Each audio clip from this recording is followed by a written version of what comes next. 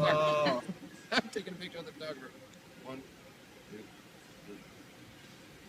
Nice work.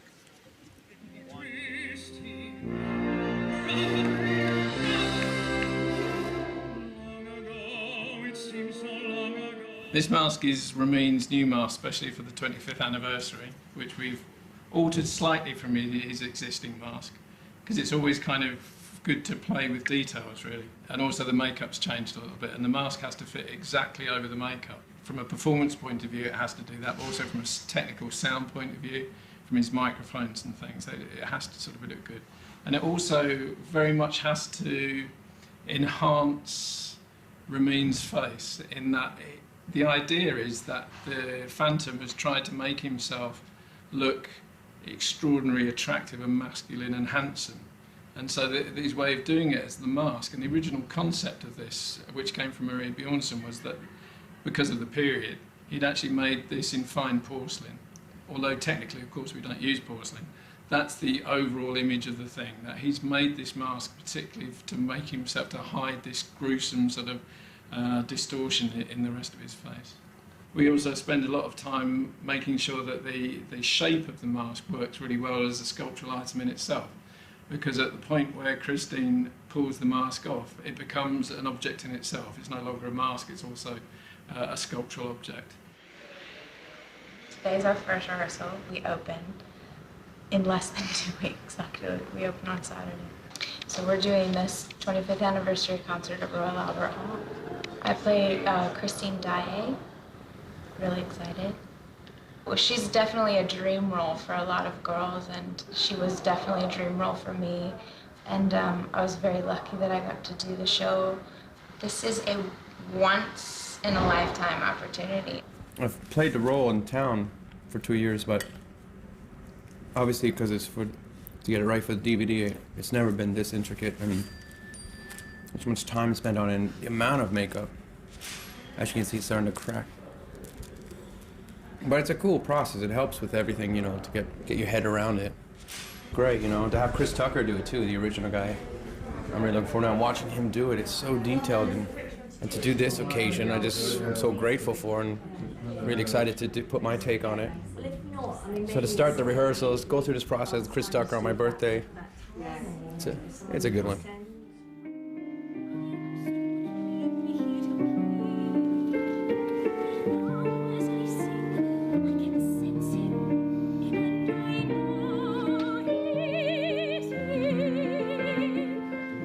Hi, I'm Cameron McIntosh, and in the wonderful Ealing Studios, those amazing historic film studios, where we are putting Phantom of the Opera together for our 25th anniversary. It couldn't be a more perfect place, and quite amazing to see so many people from the show's history and new people who've been in the production to make this one-off event with over 130 people in the cast and a glorious orchestra that you can hear next door. And only 3 days to go, so I'm excited, but nervously excited.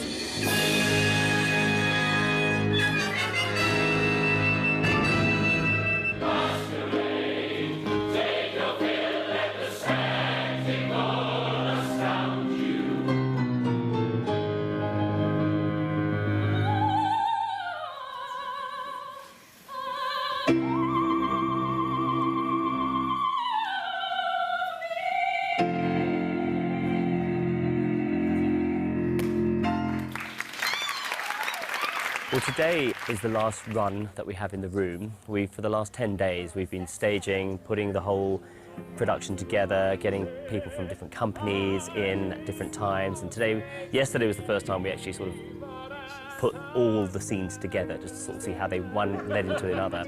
Today was the first time we ran it from start to finish, just to sort of see where the holes are. After this, we go into a Sitzprobe rehearsal, so we hear it with the orchestra. So at this stage now, we start to combine all the elements that will build it to the extravaganza that we hope it will be.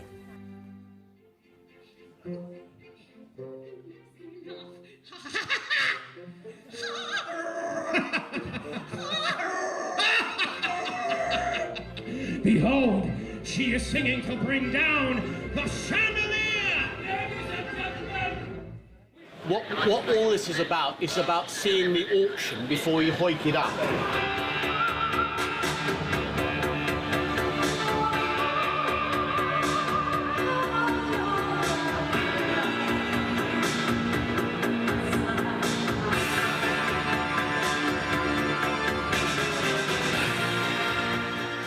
I was part of the original crew who put it into Her Majesty's Theatre. I was one of the production electricians working with Andy Bridge, the lighting designer, and building things for the show then as they wanted them. Well, they wanted a chandelier, obviously. You need one for Phantom of the Opera, and quite a big one for the Albert Hall. And we talked about it a while ago, but only recently they decided they really needed us to build one, so we did. There were a few snags given the time, trying to get everything, all the 40,000 beads, globes, steel, laser cutting and things, and getting it into the buildings. It was built to break into pieces to fit in a 40-foot trailer. But on Friday night we had to dismantle the front of the stage to get access to the main elevators in the Albert Hall to get all the sections together, and then we were able to lift it up piece by piece and bolt it all together, ready for Saturday morning's technical rehearsal before the show on Saturday night. About midnight before we got in, and at 5 o'clock we'd done a pyro test and we're having a cup of tea.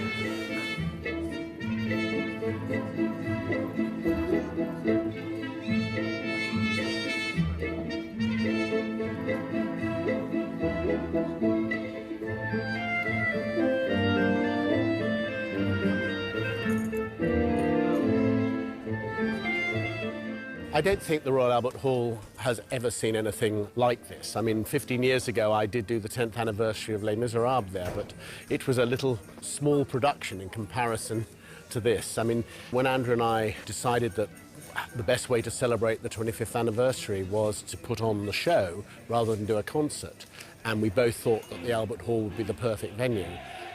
It was one of those marvellous ideas which seemed so right, and of course we wanted the greatest cast in the world, and we've got that. We wanted a marvellous orchestra, but the reality of what my creative team have managed to pull together to turn this beautiful Victorian concert hall into a proper theatrical space, because we are doing the whole complete show. And of course our version will be different in some ways, but is absolutely inspired by the brilliant original of Hal Prince and Gillian Lynn, which is still currently running to packed houses at Her Majesty's Theatre. But alas, of course, our amazing original designer Maria Wilson sadly died several years ago, though Matt Kingley, our new designer, who's picked up the baton and lovingly taken what Maria created and come up with this extraordinary an unbelievably spectacular rendition of the original show, which I think is going to be 2 terrific nights and something that I will always treasure.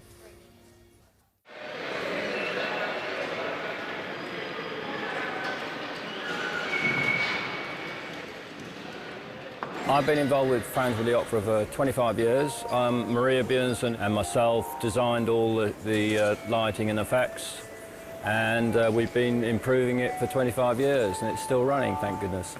Over the years, we have tried to keep it the same, actually, because the language of doing Phantom in the Paris Opera of the 1800s is all gas, footlights, mystery, darkness, and actually it's not a modern image anyway, so we aren't in a modern world, and so some of the languages of the lighting, the darkness is our friend, and we use the darkness, whereas modern shows it's a lot brighter and a bit more brash, but actually we keep the show very fresh by keeping it old looking. They found a good formula in 1986 and they've stuck to it, which is good news. Money good. Yeah, they want beauty.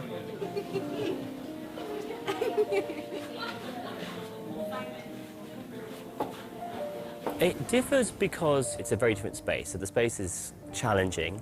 It isn't a theatre as such, it's a hall, and therefore you have to create your own theatre within the space that you're playing in. And of course, therefore, there's no hanging.